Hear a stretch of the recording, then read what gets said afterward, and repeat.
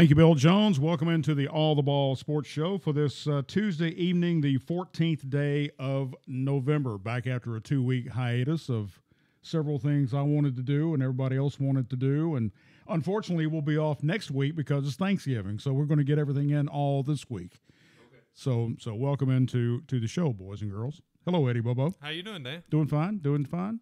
Got a special guest tonight. Well, he's not really a special guest. He's one of our co-hosts, which is Vance Ballou, and then we got Chip Matlock, and then we've got Tack up. Isn't he the fire chief? Something like that. Okay. Thanksgiving next week. Can you believe that? Yeah, it's unbelievable. Yeah, I better hide. Day for turkeys. And then our special guest is we got him on, and we've got a special thing we're going to do at the very beginning of the show tonight. But I met this gentleman about 6 weeks ago, and there's something about him that I like. He's just open and honest, and if you can't like Jim McGuire with MTSU baseball as a head coach, I'm going to tell you what, you can't like this guy. But, Jim, thank you for being on the show. I appreciate that. I appreciate the introduction. That means a lot, and I appreciate you having me. I enjoy being around y'all, and even well, before the we night's start. not over yet. Not over. You're right. We're just getting started. So. But we do appreciate you coming in. Chip, I'll get you the reason we brought Jim down was because of something unfortunate that happened in your family, but something very special that they did because of that. So we're going to let you explain what's going on here. My grandson Luke passed away October 14th. He was born with what's called Schwartzman's-Diamond syndrome, and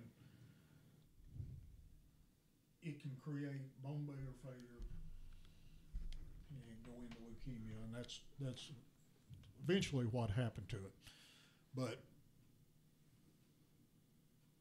when he was 10 years old, I believe what he was, organization contacted Coach McGuire, and they wanted to put them together. And the MTSU baseball team was good enough to sign Luke and bring him on board to their team. And it ended up being a very special relationship. It grew and meant so much, not only to our family and to Honey and Clark and Joshua, Lucy, and Luke, but it ended up, and if you got to read some of the articles, what it meant to these college kids that stepped in and the impact that they had, it was amazing, and it was, it was a win-win for both groups, and a lot of people have asked me, how did that work? How did that come about? And what happened? So you and I talked about it, and we thought, well, let's get the coach down here, well, we offered to do it on the telephone, but he agreed to come down. So it worked out great. But if you could, Jim, just explain what the process was and how that came about. Well, it was such a unique situation even from the beginning, and because I told everybody I was, I'd just been the head coach for about a year and a half, I guess, at that point, having taken over for Coach Peterson, and we were trying to get more involved community service wise and doing things, and I always thought about it would be a kind of a different, and I already mentioned, a unique thing for the team to be involved with with a child, and you see Nebraska football and some of these other things that went on, and then it just one day I got the email from Team Impact and said that there was they thought there was a child in Murfreesboro that would be a match, for the baseball team, and they researched us and thought that it would be a good fit, and so we had the initial meeting, and I knew right away when I met You know, when we met Luke, and when I met Luke, and when I met Honey and Clark both, that it had a chance to be a special deal, and our players were all in on it about wanting to try to basically, I guess, adopt or sign Luke into the program.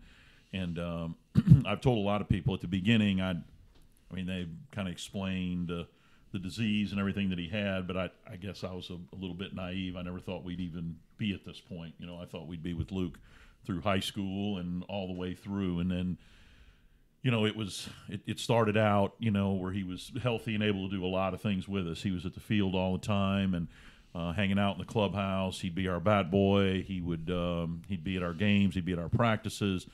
He'd be at our events that we have, our fundraising events. He was involved in everything. He was just like a player. I mean, he was no different.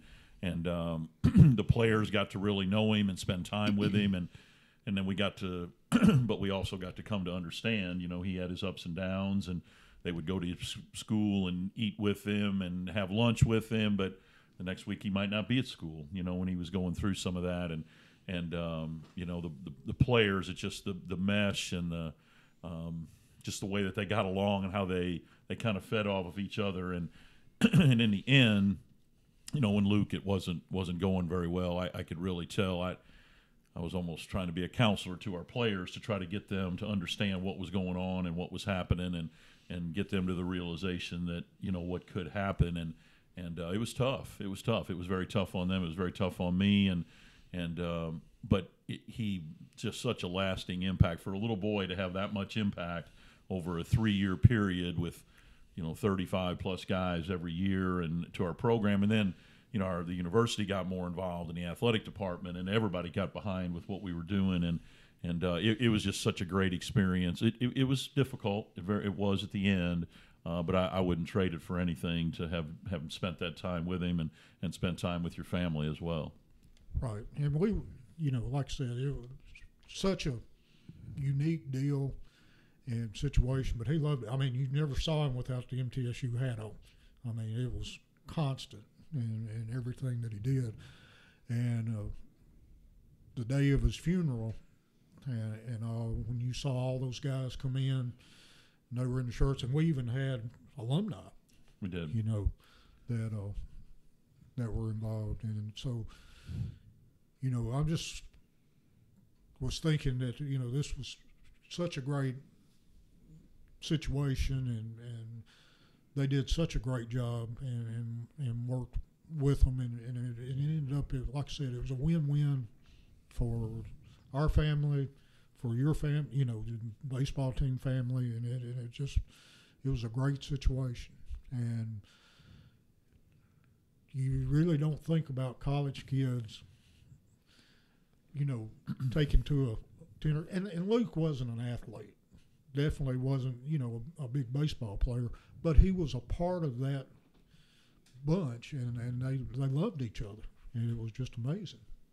He was just a part of the team, and that's I think everybody wants to be a part of a team. I think that's no matter what type of team it is or what the situation is. But he, you know, there's a reason that group's called Team Impact too. You know, right. Because it was just so impactful to our guys. And if you do get a chance, or anybody ever gets a chance to read some of the blogs that our guys wrote, and some of them off in summer ball, and they would have their bracelets on, and people would ask them where you know what that means. And Blake Benefield, one of our outfielders, was playing in Alaska, you know, this summer, and he got up and told the story, and we had 2 players on that team. So I mean, all the way to Alaska, to another guy playing in the Texas Collegiate League.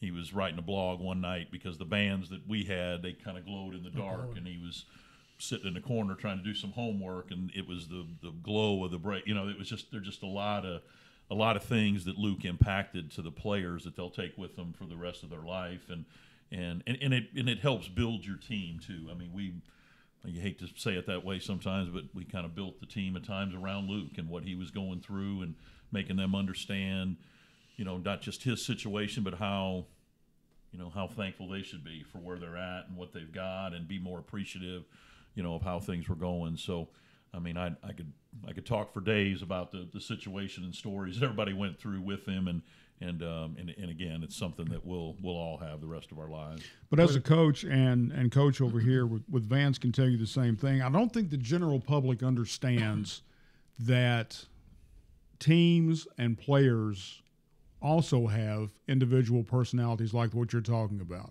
I think they just see them on the field.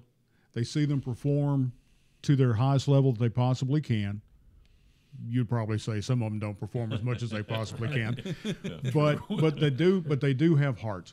They do have that one special thing that causes them to act the way that they do toward someone like Luke. Yeah, you always think the athletes, like you're saying, they see them on the field, but they all, I mean, they're just regular guys like everybody else when it comes down to it, but they have a special place. They have a little bit of that it factor. I think every athlete has that, and I think that was some of it with Luke as well. And they saw that in Luke. Luke had that it factor too, because he had that factor where he could influence a lot of people without really knowing that he was doing that. And right. You talked about wearing the cap all the time, but I mean, that meant so much to our players that every time you would see him, wherever he was at, whatever he was doing, he would have that cap on. And would have our baseball logo on it, which is a unique logo. None of the other sports have that logo. That's just for baseball. And it just meant a lot to them, and it just kept feeding and building and getting more and more. And again, until I don't think I really realized it until we got to the end, unfortunately, where you really understand how they feel and what they think. And I'm still getting calls from guys wanting to know if we've talked to the family, and what are we going to do this spring for Luke? How are we going to honor him? What are we going to do? And we put a plaque up in the clubhouse, and I've got some more things coming. We'll have a special place for him there. It's just again, it's just been so much and such a great experience that I don't think the players sometimes can put it into words. Well, see, we had a similar situation back in 2010. Vance had to go through. We had a player, Dylan Ribior, that developed cancer, and we had to go through all that, and unfortunately Dylan passed away on the morning of the state championship game, and it was, we went through a lot. Oh, yeah.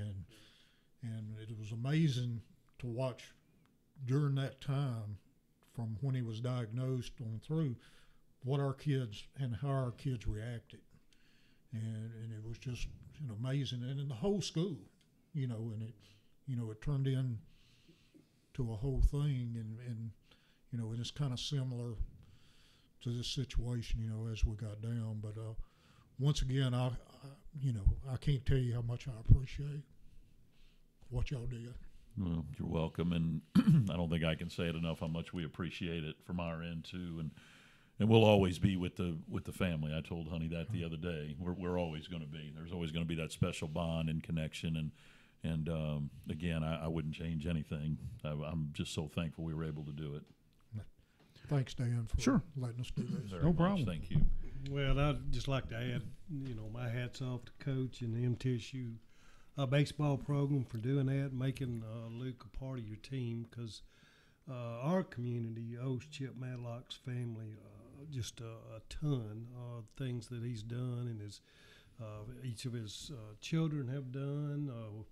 Will, with his service going through West Point and now serving in the military, and other children as educators. But Chip has worked tirelessly through his career for Central High School football program, band program. He's done community service, public service positions as well, and just been a tremendous giver to our community. And we appreciate you responding in such a positive way. I know that meant a lot to the family. No, thank you.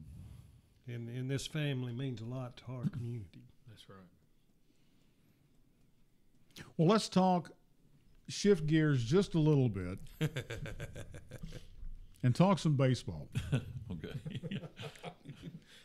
Do you ever have, as a coach, I've always wanted to ask a baseball coach this, do you ever have any Bull Durham moments to where you say you catch the ball, you throw the ball, you hit the ball? Do you ever have those moments? Oh yeah, you do. You have to have it. I mean, you try. I mean, that maybe is oversimplifying it. Do you ever have any lollygaggers? Oh yeah, we have a lot of lollygaggers. That's the one I always And what about a Tom Hanks moment? There's no crying in baseball. You have probably more of that than you do lollygaggers. Is the crying part of it in baseball, but that's one of my favorite movies too, by the way, and favorite scenes. And did you know I actually got to go to the stadium in Huntingburg, Indiana, where they filmed Where The they League of filmed Their it. Own. I've got the black and white picture up here from it, the sketch. Oh, really? Yeah. Okay. And I'll give you a little background on that. The producers of the film went into Huntingburg and built a stadium. And you could still see where the tracks were, where they had cameras and all that went around to film the crowd. If you will get you a lesser quality team, not a I won't say lesser quality team. That's a bad thing to say. Maybe a Class AAA. If you'll get a Class AAA to come in here, we'll leave the stadium where it is. Oh, it was an independent league team that played there. Right. Du Bois County, it was called. That's right. Right. I do remember that. So they said, right. we'll leave that set, which was a real field, there. And I've been there. And it's way cool. It really is. I love that movie, too. That's one of my favorites. Yeah. Anyway, back to where back to players. Back to the players. Well, yeah. we're talking about the modern player. Right. And they're not as tough. We grew up in an era with Pete Rose and all of those players that were just tough as nails, and Johnny Bench behind the plate that basically wore his knees out over a lifetime. And you're used to those players, but some of the players now don't seem to be as tough as they were. No, it's a whole different era. I don't want to get into the sense of entitlement and all that part of it, but they all play growing up then in travel leagues, and they travel all over the country, and parents, they do spend an enormous amount of money in baseball if you're going to play and do all those things, and and then they expect the results, and they expect it to go, and they don't practice as much in the summer anymore. That's why I appreciate all the high schools that keep their kids together and work them in the summer and practice them instead of just going out and showcasing them and play games. And I think they lose some of the development there, but then they're also not coached as much either. And it's not all about winning. It's all about showcasing the player. And that's becoming a problem in baseball big time. I think it's really becoming that way. Not so much like it is in softball, where they'll branch away and not even play in high school. But it's getting to that point in baseball where it's just going to be a showcase sport for the younger generation, and that's frustrating, because I'm becoming the old school guy now, I guess, which I never thought I'd be at that point. But I do miss that part of it. But when you do get a player, our second baseman Ryan Kemp, who played here at Columbia State, he's a senior now, undersized guy, and he's that type of old school. Really gets after it. You can get on him. You can motivate him. You can do it like you used to do. But that doesn't happen very much anymore. Now, you just have to understand. You have to adapt, and that's been one thing that I've had to do. And I say all the time, Coach Peterson. I I learned everything from him as an assistant coach, and at the end, I just don't really think he was willing to change anymore. I think he wanted to keep going, and it really wouldn't work the same way. And I think that's when he's like, hey, it's time for me to step away from it, because that's just not the way. I'm not going to change at that point in his career. Whereas when I came in and what I've had to do now, I feel like I've had to adapt and change. And I've got young assistant coaches. My pitching coach is 28 years old, and I know everybody's like, oh, man, but you need that. You need that young guy that can really feed into what's going on in these throwing programs and Drive Line and the Texas Baseball Ranch and all these things that go on that players go to that honestly, most of it I don't really know a whole lot about. I just turn it over to him and let him have it. So I think it becomes that way, and I'm sure coaching say the same. You've got to kind of adapt to your players and what they've got. And I'm not saying it's totally a bad thing. It's just a different type of player, different era, a different way that you have to approach it. Even on the collegiate level, do you still have fence hangers? You do. You're always going to have them. You're always going to have them. Baseball, they get helicopter parents, but no, it's not that. It's not where they're hovering over the top of you. But no, there's going to be, there's always going to be a little bit of that and a little bit more of it going on. But But no, it's not, definitely not at the collegiate level like it is at the lower levels from that end of it. But I mean, I do take pride in trying to adapt and adjust to whatever's going on, and you know, there's got to be some give and take a little bit too. You know, you got to be, you know, a little bit more lenient sometimes, and maybe not quite as hard or as rough on them as you may want to sometimes. But for the most part, you know, they're still just baseball players, and that's the way you have to look at it, and keep motivating them and keep pushing them to be the best they can be. Because the end result is a big contract to the National Leagues. Or American League. Baseball. There you go. Well, you know, you was talking about an undersized player. I mean, look at the Houston Astros this year. Yeah. Guy on our team, what was he, 5'6" tall? Yeah. But the son gun had some pop in his bat. And ended up being the MVP. Yeah. Yeah. I mean, I think he's the best player in the league right now. Right. He's the littlest player in the league. Littlest player. They showed those I mean, pictures of there's him and little Aaron league Judge players standing bigger next to than each he other. Now, Coach, you had a question. You were getting ready to ask a question. Yeah, you Fist were. hangers. Kind of moved on to something else. No, we're open for everything now. I'm used to backtracking myself. You used to have the railbirds. I don't know if We you did. Still, I figured you We probably did. still did. We did. That's We what s- I was thinking of. We when still you said- have the railbird. Railbirds are the somebody like Mark Pickle. He's old enough now. He's a railbird. Really, he's one that hangs around the fence and hangs along the sideline. He's been gone long enough now, but it's the unofficial booster club support of the baseball program, and that was established way before even Coach Peterson, back when Coach Stanford was the head coach. And there used to be a fence that would be right along that first base side, and a group of guys would always hang out there hanging on the rail, and that's why they were called railbirds. And it's just kind of hung on a little bit, but we don't have a booster club, if anybody's asking. We don't have one, so that's not what that's about. But we still have a good group of fans. Well, that let's still start support one us. tonight. No, let's don't. No, let's don't. Let's don't do that. Ty Cobb, I do believe that we have two teams coming in for softball next year, and they've already been matched up. Yeah, the Mid-State Classic, April 10th. Lady Vols softball, University Which of you Tennessee. can now call them Lady Vols again. That's exact. I've always called them Lady Vols. I Even never when they quit came down after here, they I said didn't it. either, you know, But Ralph and his wife would look at me like, and I go, "Hey, they've always been Lady Vols to me." against the Memphis Tigers, my alumni.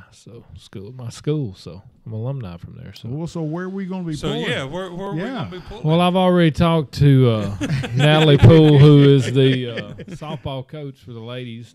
Tony Massey and I and Mac Reagan and Connie Massey, we had a good chat about that. And before she left, she made sure I had a Memphis Tigers shirt. So I guess I'll be wearing that shirt at the game with a UT coat. Well, hang on a minute. What we can do is we can get Miss Elaine Janes to make you a UT Memphis coat. I mean, or shirt. Or hat. Either way. Because I think I'll wear a UT coat and a Memphis shirt. Well, now you might not need to wear a coat if it's going to be in April. March, yeah. Last year, for sure. Last year, for Yeah. sure. Good thing we were in that press box. Well, I was cold in there. I don't know about y'all. I was cold there. But it'll be a good game. It will be. I mean, it'll be exciting. I tell you, I'm really impressed with how many graduates from the University of Memphis are getting excited about it because Coach Poole spoke at Kiwanis and Breakfast Rotary, and the Memphis alumni were coming out. So it should be a big crowd on both sides. It always is for Tennessee to watch the ladies. Do you think the Memphis crowd is going to be like that? They lay low until it's time for your team to come to town. I think there'll be a lot of blue out there on April 10th. I really do. And I Somebody want to get that? It's a phone. there's more. There's more alumni around here for graduates from Memphis than you realize. So maybe that's a sales call, Dan. Yeah, wanted to be. Or it could be somebody calling. That might in have been one of about- them Memphis Tiger fans. It could be. It could be. They might be calling to. God say knows their- how you got my number, but their football coach is trying to go to Tennessee. I don't know. yeah, that was brought up. I've heard we're that. going to talk about that. We're going to get back to some more MTSU. This intrigues me. How do you get a logo by yourself? Everybody else's school's got. Everybody else's school has a logo figured that you'd you bring go that with. up. Well, I'm just saying because. If you're going to wear a shirt like that here, you have to give one to each one of us. That's just the way that I do works. have some hats in the car, believe Because- it or not. I'm going to because- at least give you some kind of Hey, hat. at least a couple of us did graduate from MTSU. Okay, all right. Yeah. That logo's been around. Did we, Coach? Did we not? Yes, we did. Yeah. See, there you go. So we got. At least we and got some connection. actually, Eddie graduated from Columbia State, which is a subsidiary now of MTSU. And my wife graduated from MTSU. Yeah. So there you go. So it all ties in I'm together. just telling you, man. It's like a big family, Jim.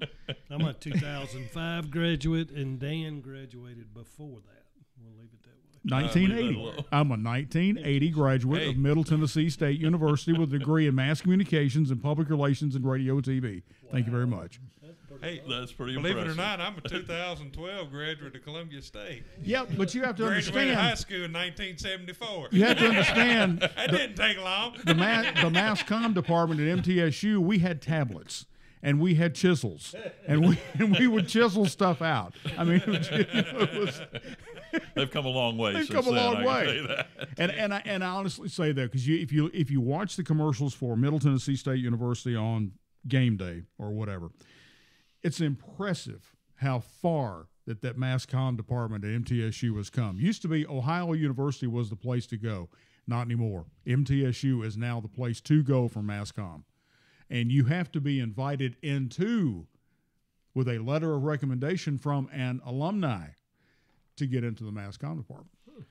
It is. It's really impressive. I mean, everything that they do. Yeah. I mean, radio, TV, everything. I mean, we have our own TV station, on radio. Yep. I mean, everything is run through there. And if you go over there, and I've done shows over there somewhat similar to this, not as good as this, but some similar to know. Man, I to know hope how- my alma mater's gotten a little better than this. to be able to go over there. I mean, it's very impressive, though. Very impressive, Shout all out to this Chip is. Walters, by the way. You got to have a shout out to Chip Walters. Yep. That's Yep. one of my best friends too. So that's even better. Yeah, Chip's a good guy, but was on the show last year. We had a good time when he came down.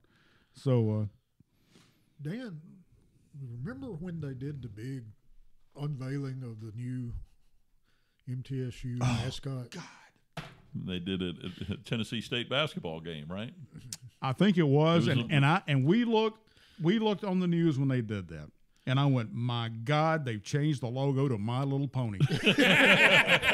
We still hear that all the time. So that's not, that part hasn't been lost, unfortunately. They still say that. So. Oh, that's funny. That's funny. Well, that's just like Ole Miss. They're supposed to be the Bears now instead of the Rebels. So, you know. I just don't get it. But The more things change, the more they remain the same.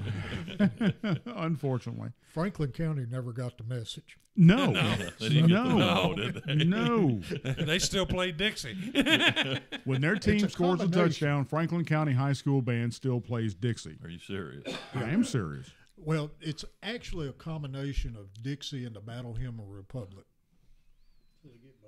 So they're Yes. getting, So they're getting both they got everybody sides. covered. Exactly. when you get to that Exactly. point.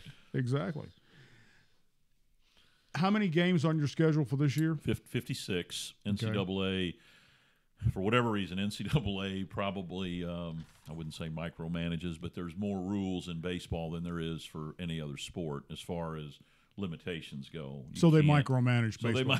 they micromanage. If you ever get Ron Polk, the old longtime coach of Mississippi State, and get him going on why they treat baseball like they do, it's hard to imagine. But we play 56 in the spring, can't play any in the fall.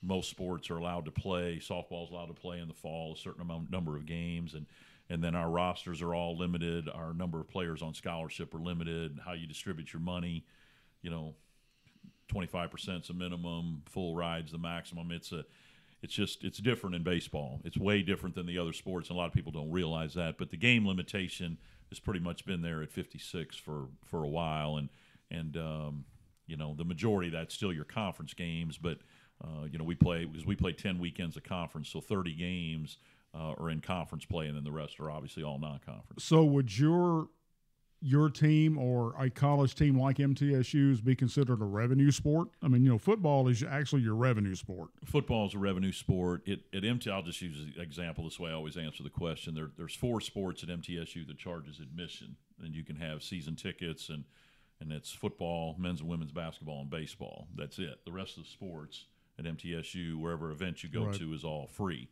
So we do generate money and income, and we are able to bring teams in and guarantee them money, like you would in other sports, in basketball and football, where there's a guarantee involved to get people to come and play. So we are up in that, I guess we would call it the Big Four sports. At least at MTSU, that's the way it's treated. So, and I'd say most Conference USA schools, now that we've moved into Conference USA, I'd say there's more that have more than 4 sports that are revenue generating. But I guess to answer your question, I guess we would be a revenue generating sport. Now, you guys have spent a lot of money over the last few years to really upgrade. The baseball field has never moved since I was there, Right. Back when we brought the dinosaurs in and parked them. But the baseball field has never moved, but it has undergone some really impressive upgrades. Well, I appreciate you saying that. Just big changes, and it started in 2006, 2007, we replaced our wall and put new lights up, and then 2008 we started construction on the stadium, tore everything out, both dugouts, all the way around from fence to fence, and built a whole new stadium. Now, 2008 we played in it while it was under construction. Was not a lot of fun. But the end result, in 2009, we got to open the stadium. But you guys are landlocked. You really have no place you could go There was unless no you other go place out to go. off Right. campus, which Right. would be really there's nothing off campus now. Right. There's Land really wise. nowhere else in Murfreesboro anymore. And, No. and obviously Murfreesboro is a great baseball town, and there's a lot of great facilities and a lot of great things that are there for baseball. But that's all we could do is go right where we were at. Right. The football stadium butts up right against Right. it, which makes for a kind of unique background, which I think is really nice. I think that's one of our selling points when you see it. But now it's it's nice. Even in our league, Conference USA is the 6th ranked conference in the country, and I'd say our facility in our league is in the top probably 4 in the conference. So, I mean, and that says a lot, because there's a lot of Southern Miss and Rice, and people are putting tremendous amounts of money, way more than what we have, into their facilities. But we're very proud of it. The city of Murfreesboro got involved. That really helped us a lot. They built a track and the soccer complex Right. next to us, kind of all at the same time.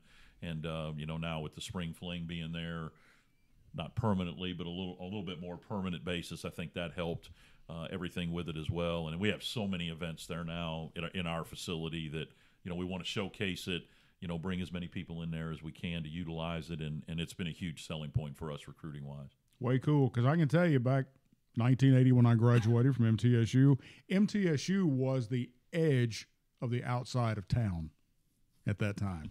Northfield Boulevard was not even complete. I lived at Northfield Lodge Apartments, which was the end of Northfield Boulevard.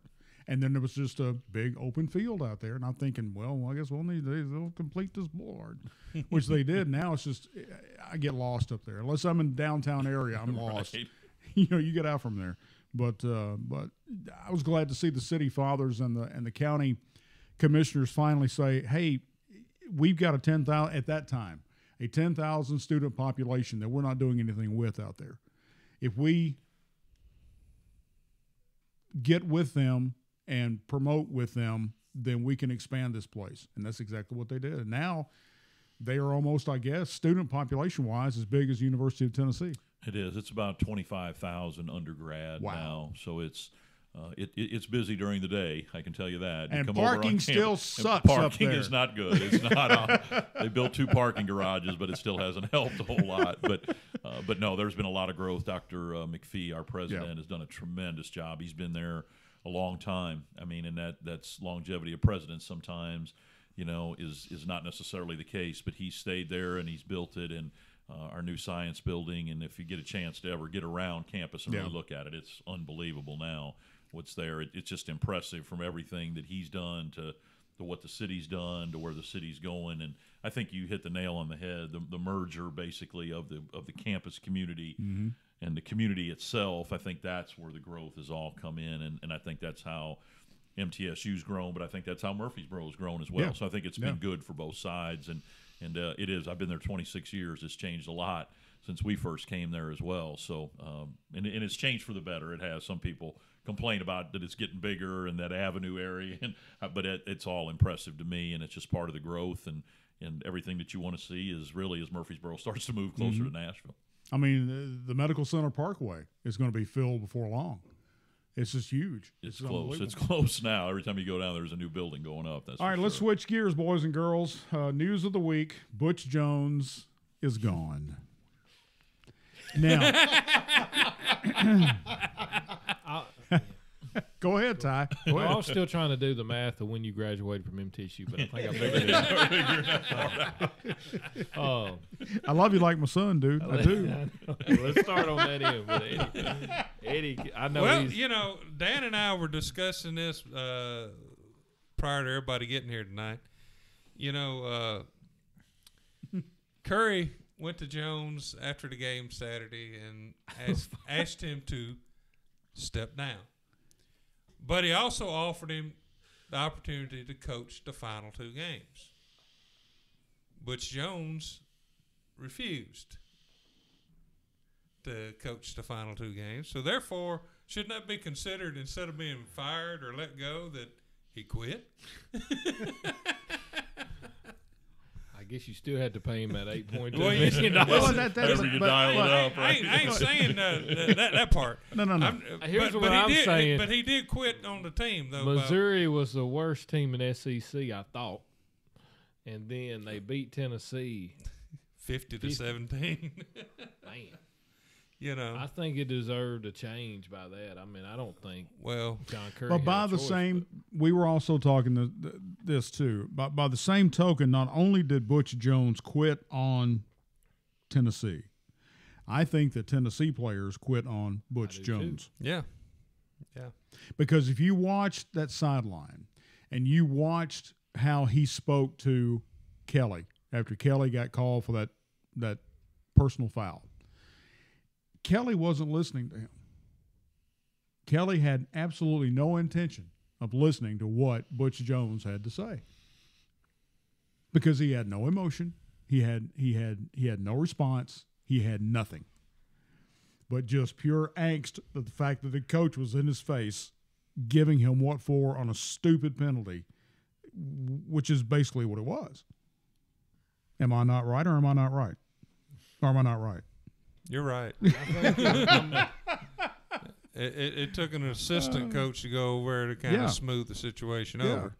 But, you know, there again, it was a stupid bonehead play by Kelly. I mean, you know, you don't say something to the official like that and expect not to get flagged for it. but there's no discipline on Tennessee's football That's true. team either. So That's we true. talked about that all year. Well, not only on sideline, you know, when you have your players getting caught, you know, doing stuff that shouldn't be doing, but you know. Ooh, I sure hope that coming Groomer mill coming is into true, your picture so right it now, could be ladies and gentlemen, Saban is Maurice against Patton. Ooh. With a good-looking shirt on, too, Well- by the way. He's got a good-looking shirt on. Yeah, you know, would I love to see Gruden up there? Yes, I would. But is it going to happen? I doubt it. I mean, you know, why would a man I leave think it is. He's got a $6.5 million a year job with no pressure. But if you read, and I've talked to some others, ESPN's wanting to redo a lot of those contracts, and I don't even think Gruden's under a contract. But they're wanting to renegotiate some of those broadcaster salaries. So I think it is serious, and I think that well, the rumor mill says they're going to offer him up to $10 million a year. I think they should if they want to get the program back on track. Well, $10 million. I can honestly say that in my long, not so illustrious career as a broadcaster, I never negotiated a price one time. Me neither. Coach is sitting over here really always quiet. was told this is what you're going So- to get, and that's it. No, he's still coach is still reeling over here from that almost upset. Alabama's been slacking on some points on the board here the last couple of weeks. Grab the mic there. I loved what Paula posted on Facebook. Paula posted, "Have you seen one of our Alabama buses? Because some of our football players didn't show up." Yeah, that was a good post. What A lot happened, of Coach? them are in the hospital. Really? Like UT's players. They probably, between the two of them, they probably could fill up Murray Regional. But I'll give it the credit to Mississippi State. They played a good game. They really did. did. They had a good game plan. Boy, it'll be good to I watch. still think Mullen made the wrong call on that 4th and 3. He punted. I think he got too conservative against Yeah. Alabama in the fourth quarter. I think you got to go all out. I believe he should have went for it on 4th and 3, and that would show his team that he had confidence in them. When he decided to punt, it's just like from that point on, Alabama started coming back. It's just. Maurice, before you came in, we were talking about why that Coach McGuire has this shirt that has a I thought very we moved on from this. I thought we moved no on. man We, no we no never move on. no. I'm looking for my Christmas collection here. Why he has a shirt with a unique Logo. baseball logo, and he told you the story. no. What he told me the story of one. Well, he did not really explain that because we're still trying to get shirts and stuff from him. but I figured that you need to be included in this because you are obviously, like a couple of us in here, MTSU alumni, that we should probably have these shirts. I'm just saying. We could probably get those shirts for the right price. Oh yeah, yeah, and they're available at the MTSU bookstore. Exactly. Yep. You want me to give you the number? You can go online, Dan, and order. That's right. You can order online. Call before midnight tonight. That is a good looking shirt. But wait, I order like now it. and get a beautiful Look at this set of thing, bamboo man. windshield. Yeah, but no, that's. I'm sure he told you that's the Railbird logo. Yeah, we talked about the Railbirds. Yeah, we did. Okay. That's where it was Yeah. established. Yeah. That's where it started. And Well, I'm impressed by the fact you came in with your Middle Tennessee shirt on. I knew that Mags was going to be here, and I wanted to get in his good graces here. So yeah, Yeah. I'm always proud to wear my blue anyway. Hey, one thing I wanted to ask you about, if these guys haven't already, how's Bryson? he's doing okay. He's got his throwing program. We're talking about Bryson Thomas, obviously from Spring Hill, and he had Tommy John surgery before he came to us. It happened in the summertime, unfortunately, because we were really expecting him to help us on the mound, not just with the bat, but he's back swinging full time. He was able to play in our Blue White World Series as a hitter only, but he's got his throwing program going, and I really don't.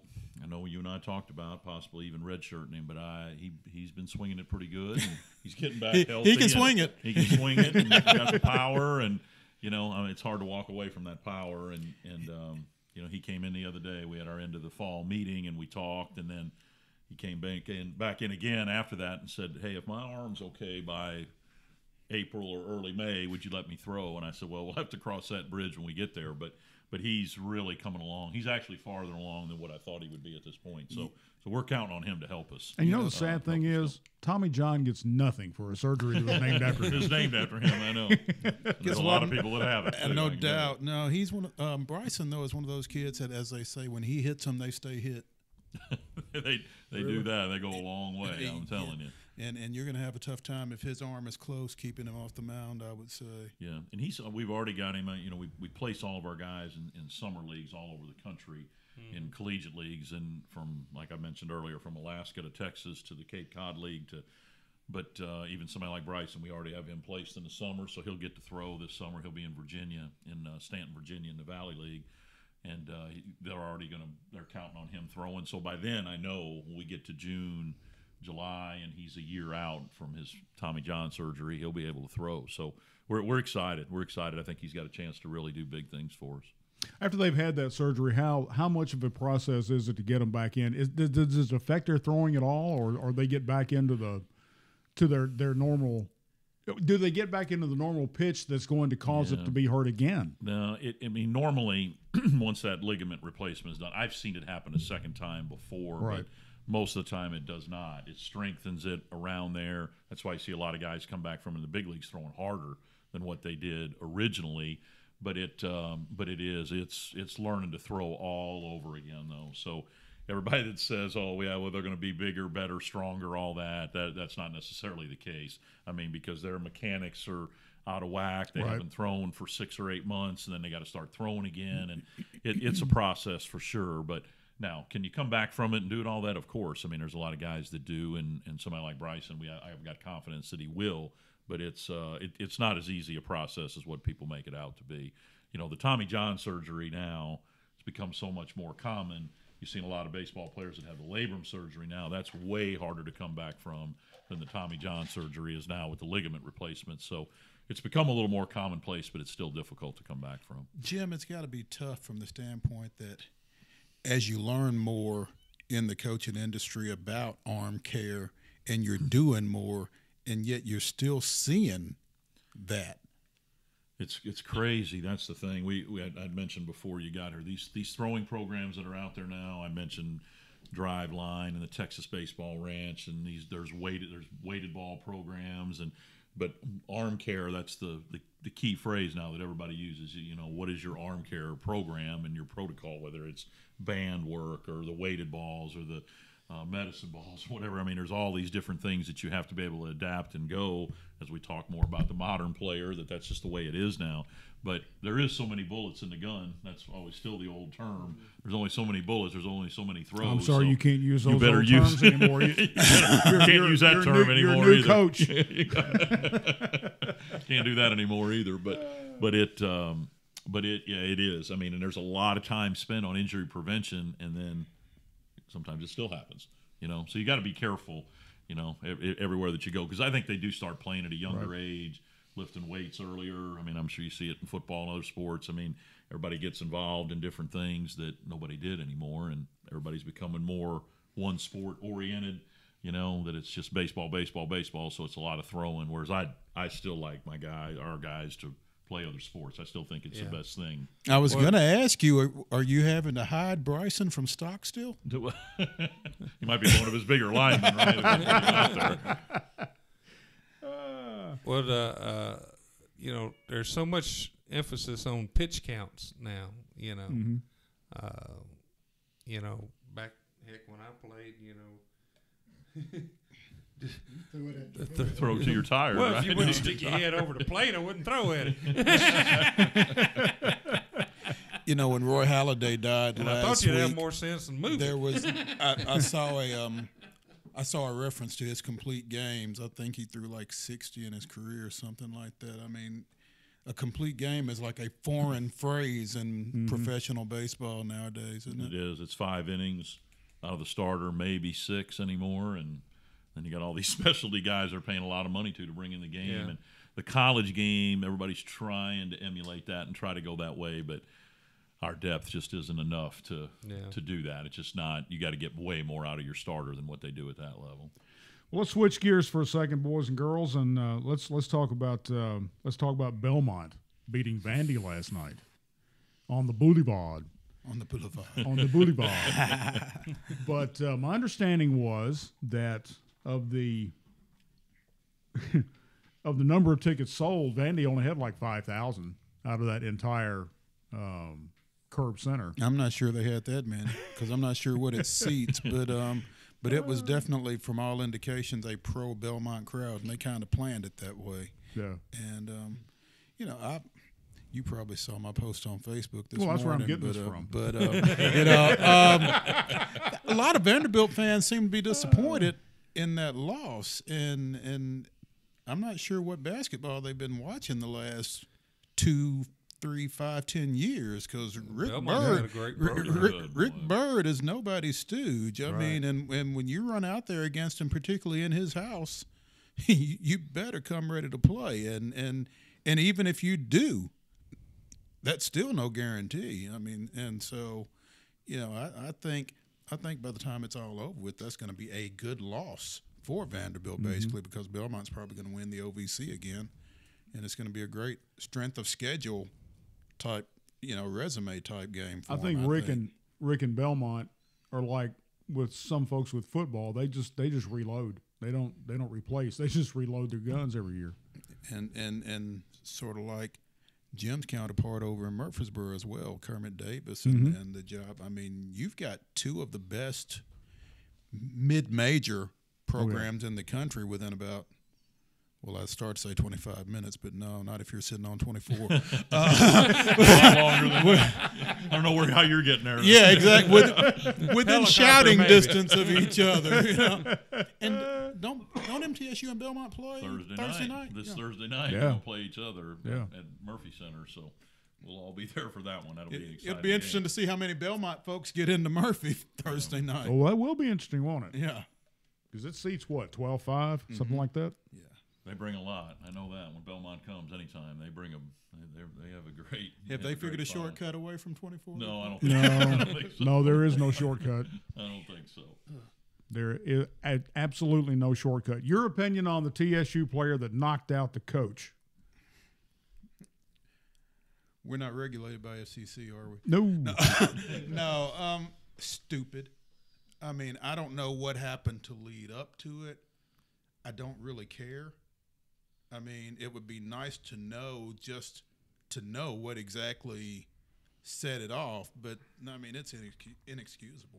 He knocked He him just out. he cold cocked Is that him. Is there a video? Yeah, Yes, yeah. there's You've not video seen of it? Yeah, it's all over. It's all He- over Twitter. I mean, If you've not seen it, you're the only one that I hasn't. mean, Yeah. Is it on he your need to Twitter see it. page? Yeah. You need to see he it. he cold cocked He, him. he blindsided blindsided him. 3 times. Yeah, I mean, twice, during I the game. think. twice or whatever it Yeah, was, but yeah. But he From my blindsided understanding, him. he's the get back coach, and he had asked him, as only a football coach can, to get back.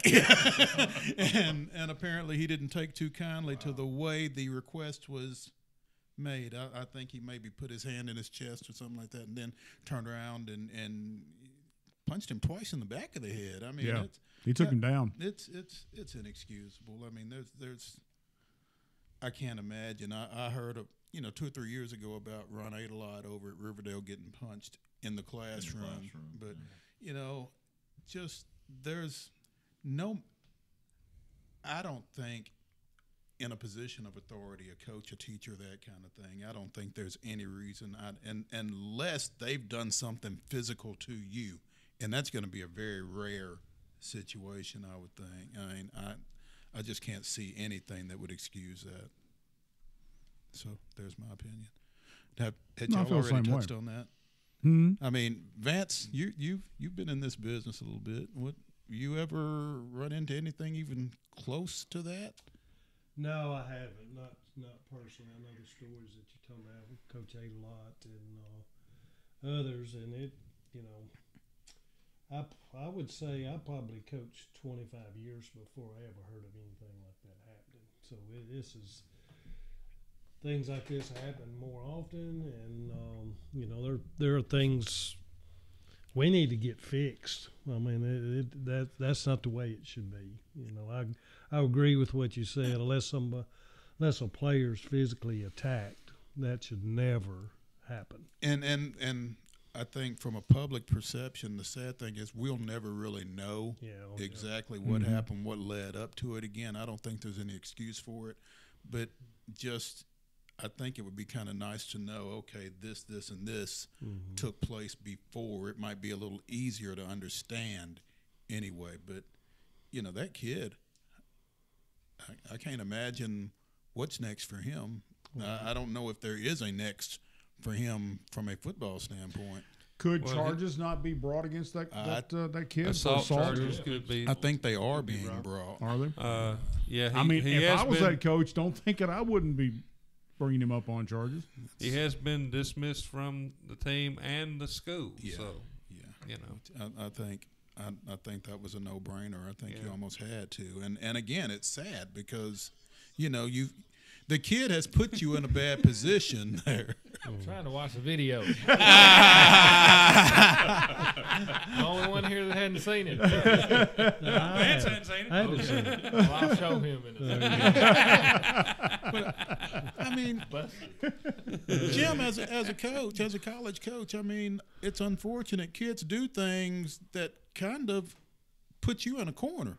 And Vance, to a lesser degree, I guess, but kids do things where it's almost out of your hand what the next move is. Yeah, but most of the time we had talked about it earlier. A lot of times now it's you got to back off, give in, separate yourself, get away from whatever the situation is, and find another way to deal with it. But because confrontation is not always going to be the best way to handle it. Sometimes. Dan has said it many a time sitting there. It's tough to realize that your job hinges on kids that 17 to 21 years. 17 to 21 years old. And they've got caveman mentality because they've got a bat. Right. Well, most of them have had no discipline before in their life. Yeah. I wouldn't say most, but you'll run into some that are in that situation. But I don't think kids are as bad as the worst situations make them look. And I'm not necessarily saying that this is a bad kid. He just did something Stupid. Really stupid. Yeah. Bonehead. Yeah, exactly, bonehead. What's new in your world, Maurice? Just trying to get a paper out, dude. We're getting. We are now in the overlap. Yep. Basketball starts this week, even though it doesn't officially start till next week because you've got these Hall of Fame games. Right. We're in the football quarterfinals. Wrestling starts next week, and wrestling starts in Murray County next week. I'm pretty excited about that. Both Columbia Central and Spring Hill have got wrestling coming now. Whoa, let's stop. Are you in charge of wrestling? Yes, I am. There you go. And it's As athletic director, not as coach. It's wrestling, not suplex? wrestling. Right? No. Because Monday there you Night go. Raw is wrestling. That's No, right. exactly. How about the diamond cutter? You teaching them that too? I'm not teaching anything. I'm not the coach. I just fill out the paperwork. Oh, okay. John Sandella is the coach over at Columbia Central. I think he moved in here. Bo Moss, who was up at Hendersonville, is the coach over at Spring Hill, and I think if you've not been exposed to high school wrestling, I think this is going to be a fun opportunity to get out and see some guys in a different setting than a different athletic setting than y'all are used to. Well, now this is an opportunity for you to put the word out about people calling things in to you concerning some sports. I mean, you're a small sports department. That's an understatement. Well, I'm just saying. But people can call things in to you. Sure. And cover their school. Can and for do, you. Yeah. Ideally, the best way to get me is to shoot me an email, mpatton@c-dh.net. That's my email address, and we'll throw it up on the screen for yeah, Lights there Over we go. Vision. Yeah, just shoot me whatever information, because again, right now I'm a one-person sports department. Well, it makes it a lot easier for you. Well, it does. If you want your school to be represented, then don't blame Mo if it's not. Take it on yourself to send the information in. I'm just saying, just make it easier on you. Thank you. I appreciate that, Oh, yeah. Dan. Yeah, I can use an advocate. I got you 6, Bubba. But yeah, I think I've been here a little over a year now, 13 months. I think a lot of folks are starting to kind of get the hang of it, and I'm not Marion. I'm not down there 90 hours a week. So email is a beautiful thing, and a lot of folks get me a lot of stuff, and basically if I get it, it gets in the paper. Right. So we want to represent those athletes, all of those athletes, and for them to get their notoriety and that kind of thing. So yeah. By the way, thank you for my Andy Warhol. I got my 15 minutes of fame a couple of Sundays ago with the write-up that you gave me in the magazine. Thank you so much. Surely it was a little for more that. than 15. No, it was about 15. Oh, okay. No. No, I was glad to do it. I'm glad that turned Thank out you. well. It did. I appreciate that a lot. Yeah. All right, guys. That's it for this week. True Loves. True Loves Pizza and Grits is our sponsor. and they're sitting here chomping at the bit for what Glenn True Love sent over. That's the only reason I came, by the way. Yeah, ladies and gentlemen, if you want Coach Jim McGuire, promise food. Hey, he's a smart man. So anyway, for everybody, we will be off next week because next week is Thanksgiving. So we'll be back on the 28th. So for everybody on the show, have a good night, everybody.